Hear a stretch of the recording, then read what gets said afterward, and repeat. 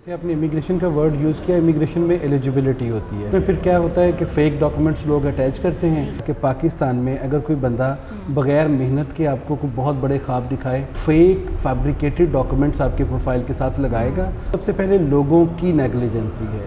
हम जो प्रोसेस करते हैं ना, एक फैमिली एप्लीकेशन का तक वीज़ा ग्रांट तक उनको असिस्ट करते हैं, इससे ज़्यादा इमिग्रेशन की फ़ी नहीं है। मैं 1996 में लाहौर आया हूँ काड़ा से। बर्थ मेरी राइट लेग नहीं है, ये गॉड गिफ्टेड है। बिल्कुल भी ऐसा मैं कभी भी किसी चीज़ में नेगेटिव सोचता ही नहीं। करियर काउंसलिंग करें और उनको बताएं कि क्या सही है क्या नहीं सही। क्लाइंट्स को जो है ना, जहाज़ों से निकाल के बाहर भेज रहे होते हैं। 99 से ऑनवर्ड जो सिचुएशन रही है उसमें हमने खुद बहुत फेस किया है। तो अगर हम इस कम्युनिटी में ने हमें नाम दिया है, हमें पहचान दी है, तो हमें इसको वापस भी करना है। आप अपनी इनकम में से कुछ पोर्शन अगर अल्लाह के रास्ते में निकालते जाएंगे तो आप कभी ना परेशान होंगे ना पैसों की कमी होगी।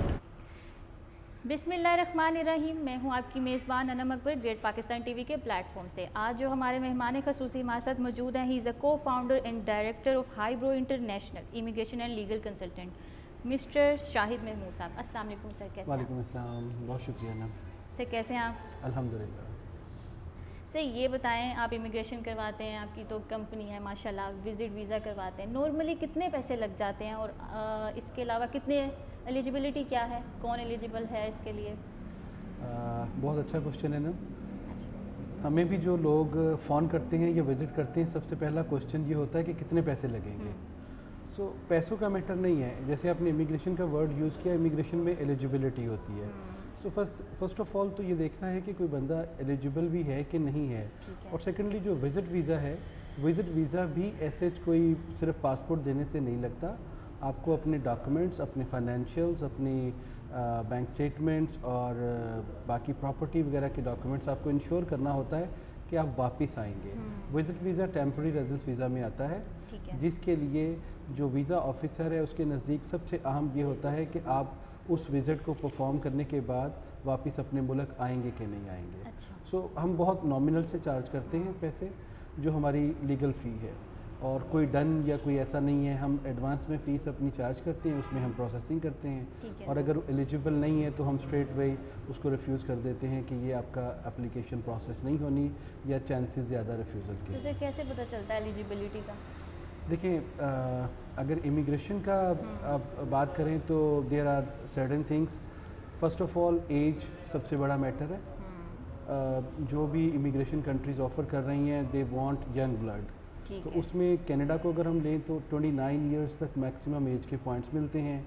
आपकी क्वालिफ़िकेशन 17 और 18 इयर्स होनी चाहिए। आपकी कम्युनिकेशन स्किल्स बहुत अच्छी होनी चाहिए। इन 3 फैक्टर्स के ऊपर हम बेसिक असेसमेंट कर लेते हैं कि प्रोसेस होगा कि नहीं होगा। अगर विज़िट वीज़ा को लें तो ऐसा बंदा जो पाकिस्तान में अच्छी जॉब कर रहा है और या बिज़नेस कर रहा है और उसकी ट्रांजैक्शंस बैंक अकाउंट में रिफ़्लेक्ट हो रही हैं, इनकम टैक्स दे रहा है, वेल्थ स्टेटमेंट उसके पास है, तो उसके बहुत अच्छे चांसेस हैं। अगर कोई बंदा ना जॉब कर रहा है, ना उसके पास बिज़नेस के कोई डॉक्यूमेंट्स हैं, सो ऐसी सूरत में वीज़ा के चांसेस ना होने के बराबर होते हैं। उसमें फिर क्या होता है कि फ़ेक डॉक्यूमेंट्स लोग अटैच करते हैं, जिसके ऊपर या तो बैन हो जाते हैं या फिर अगर वीज़ा लग जाए तो वहाँ जाके प्रूफ नहीं कर सकते। अच्छा, वापस आ जाते हैं? नहीं, फिर असाइलम सीकिंग और अदर टैक्टिक्स जो हैं वहाँ पे वी डू नॉट प्रेफर। ये एक ऐसा वे है जिसमें आपको जब तक आपको पासपोर्ट नहीं मिलता या आपको स्टेटस नहीं मिलता, झूठ बोलने पड़ते हैं। सो ये बहुत एक मुझे नहीं समझ आती लोग इसमें जाते क्यों। ठीक है सर, फ्रॉड से कैसे बच सकते हैं? जो सिंपल है। देखिए, मैंने कुछ 2005 या 6 में एक साहिब ने मुझे बताया था कि पाकिस्तान में अगर कोई बंदा बग़ैर मेहनत के आपको कोई बहुत बड़े ख्वाब दिखाए या कुछ ना किए बगैर, कुछ डॉक्यूमेंट्स, हमारी इमिग्रेशन में कुछ डॉक्यूमेंट्स ना दिए बगैर अगर आपको कहे बाकी सब कुछ मैं कर लूँगा, सो ये फ्रॉड है। फ्रॉड मीन कि वो फेक फैब्रिकेटेड डॉक्यूमेंट्स आपके प्रोफाइल के साथ लगाएगा। आप दोबारा उस कंट्री के लिए एलिजिबल ही नहीं रहेंगे प्रोसेसिंग करवाने के लिए। सो सिंपल थिंग है कि कोई ऐसा डन नहीं होता, कोई ऐसी 12 लाख, 15 लाख, 20 लाख, 30 लाख रुपया जो लोग लगाते हैं, सबसे पहले लोगों की नेग्लिजेंसी है। अगर वो अपने आप को किसी प्रोग्राम में एलिजिबिलिटी चेक करवा लें तो हो सकता है उनका वाइट एक वे में, एक अच्छे डिसेंट वे में कोई इमिग्रेशन प्रोग्राम मिल जाए। अदरवाइज़ ये सब जो है फ्रॉड है। अगर कोई कहे कि जी आपके पास एजुकेशन नहीं है तो मैं इमिग्रेशन करवा दूंगा, आप आइल्स नहीं करेंगे तो मैं आपकी इमिग्रेशन करवा दूंगा, ऐसा पॉसिबल ही नहीं। सर ये हम बहुत सुनते हैं कि 30 लाख रुपया चाहिए या 40 लाख रुपया चाहिए तो आप ऑस्ट्रेलिया चले जाएंगे, आप कनाडा चले जाएंगे, तो ऐसा नहीं होता। ऐसा बिल्कुल भी नहीं है।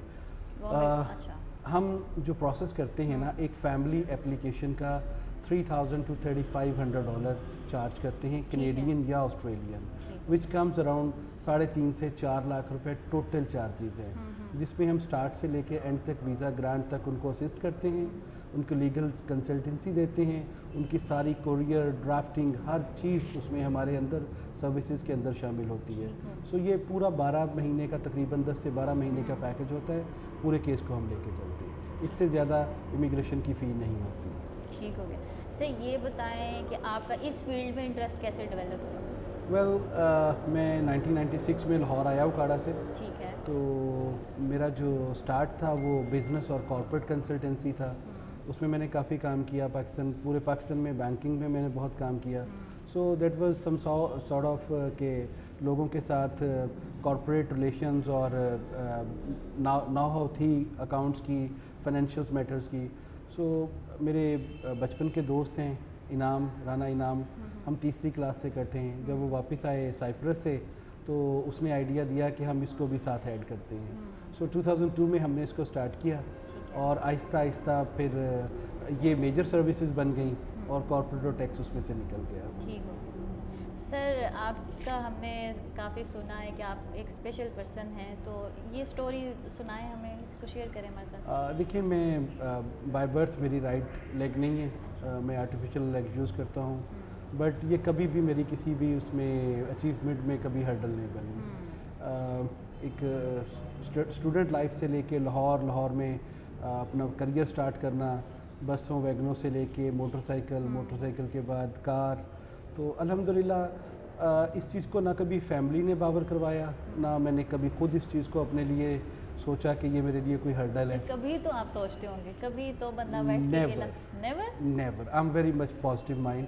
सिर्फ मोटिवेशन कैसे मिले आपको? ये गॉड गिफ्टेड है।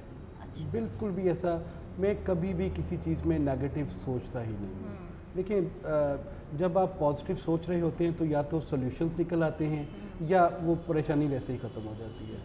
जब आप छोटे थे, बच्चे थे, तो तब तो बच्चों को नहीं इतना ही समझ होती, वो कभी कभी हो भी जाता है। हम खुद हो जाते हैं कि अम्मा जो है वो उस बच्चे को ज़्यादा देख रही हैं, मुझे नहीं देख रही। तो सर आप कैसे ये फील नहीं करते थे? बिल्कुल नहीं फील करते थे? वेल, एक छोटा सा मैं आपको बताता हूँ। मेरी वालदा गांव से थी, तो गांव में मेरे साथ में छोटा सा था, तो जब लेके गई तो औरतें जैसे कहती होती हैं, हाय ये क्या करेगा बड़ा हो के। मेरी वालदा बहुत ज़्यादा जो है ना, उन्होंने डांटा। मेरे दादा का ग्रॉसरी स्टोर था, सो शी सेड कि कुछ नहीं करेगा ना तो अपने दादा का ग्रॉसरी स्टोर संभाल लेगा। सो दैट वाज द मोटिवेशन कि मैं बचपन से ही जो है ना इन चीज़ों से, मेरा छोटा भाई और मेरे जो मैंने बताया मेरे पार्टनर राना इनाम, हम तीसरी क्लास से इकट्ठे हैं, बिज़नेस इकट्ठा स्टार्ट किया, इकट्ठे ही अभी अल्हम्दुलिल्लाह हमारी सक्सेस हमारी दोनों की रिलेशन की वजह से है। सो ऐसा कभी भी फील नहीं हुआ जो मेरे छोटे भाई ने और उसने काम किया हो मैंने ना किया हो। अच्छा, ठीक हो गया, बहुत अच्छी बात।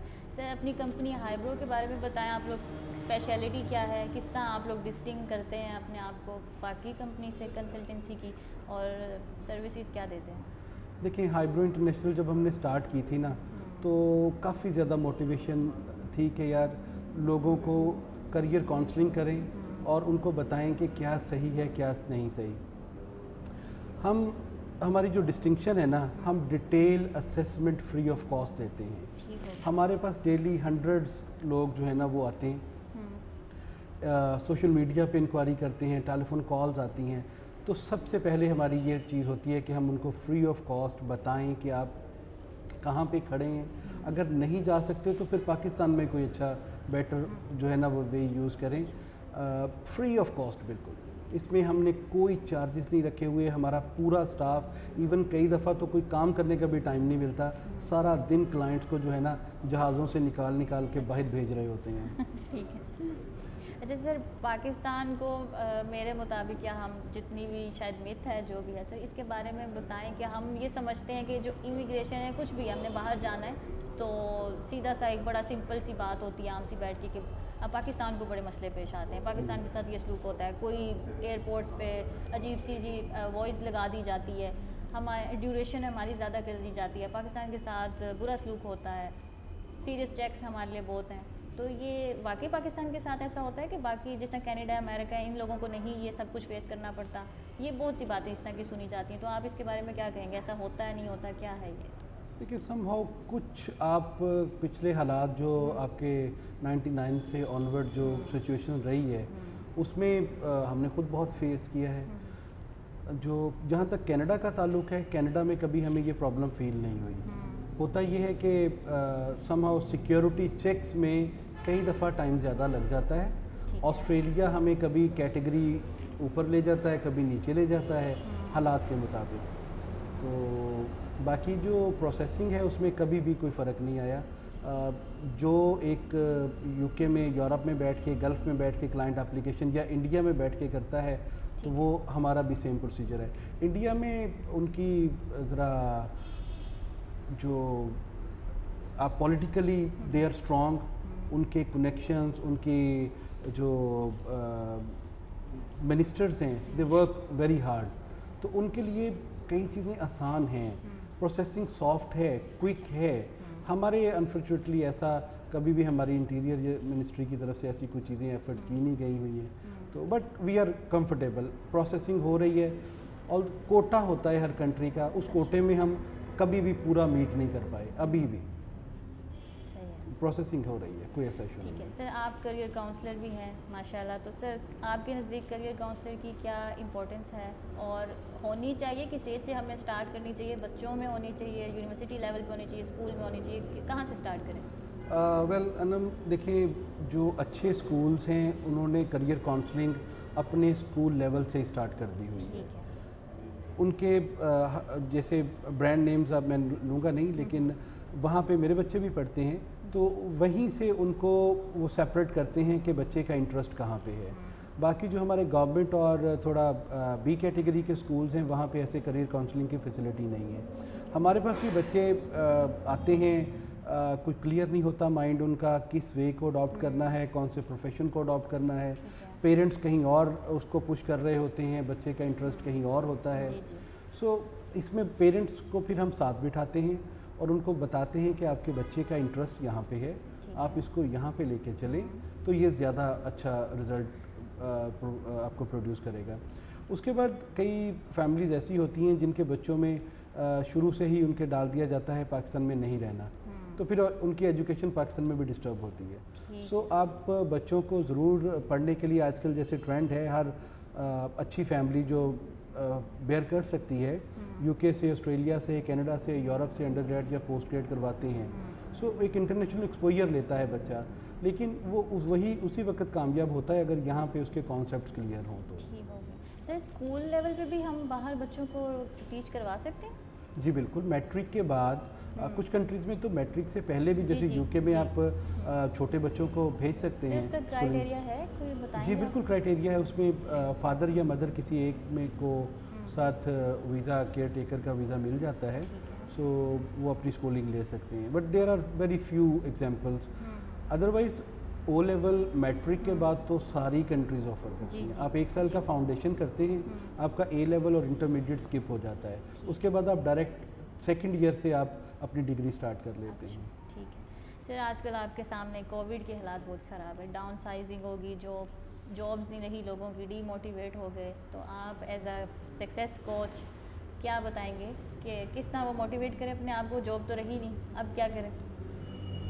वेल ये सिचुएशन पूरी दुनिया के साथ है। ठीक है। मैं कनाडा, ऑस्ट्रेलिया, मेरा छोटा भाई कनाडा है, उससे छोटा यूके में है, एक मेरा भाई पुर्तगाल में है। सो जब हम उन इकॉनमीज़ को देखते हैं तो जब जॉब्स नहीं थी तो उन्होंने प्रॉपरली उनको सपोर्ट किया, फैमिलीज़ को सपोर्ट किया, घर बैठ के उनको बैंक ट्रांसफ़र्स दी। पाकिस्तान में ऐसे है नहीं, और आपको पता है 2-3 महीने से ज़्यादा हमने लॉकडाउन भी नहीं किया, डाउन साइजिंग काफ़ी हुई है। मैं ये कहूँगा कि जॉब के साथ साथ एक आप जॉब के ऊपर रिलाई ना करें। आजकल इतने ज़्यादा फ्रीलांस वर्क अवेलेबल हैं, टेक्निकल स्किल्स हमारी यूथ को और बड़ों को सीखनी चाहिए। ठीक है। आपका फाइवर, आपकी फ्रीलांसिंग की बेशुमार वेबसाइट्स, मेरे बहुत सारे अपनी फैमिली के बच्चे हैं जो अपने फ्री टाइम में एजुकेशन या जॉब के बाद उस पर 3-4 घंटे काम करते हैं और एक हैंडसम इनकम जो है वो जनरेट कर लेते हैं। सो ये आपके माइंड सेट होता है। मैं 1996 में लाहौर आया तो मैं आज तक कहता हूँ कि कोई बंदा अगर कहे कि लाहौर आके मैं भूखा मर गया हूँ, ये सिर्फ उस बंदे का डंप होना है, लेज़ी होना है, अदरवाइज़ ऐसा कुछ नहीं है। मैंने ट्यूशन से स्टार्ट किया, बीकॉम मैंने के साथ होम ट्यूशन्स ली, उसके बाद जैसे ही फ्री हुआ मैंने फिर जॉब स्टार्ट की, साथ मैंने फिर MBA स्टार्ट किया ड्यूरिंग जॉब। तो ऐसा सिर्फ बंदे का अंदर है, अगर वो करना चाहे तो बेशुमार अपॉर्चुनिटी है। ठीक है सर, आप चैरिटी वर्क करते हैं, कौन कौन से चैरिटी वर्क करते रहे हैं और फ्यूचर में आपका चैरिटी से लेके क्या कोई खास प्लान?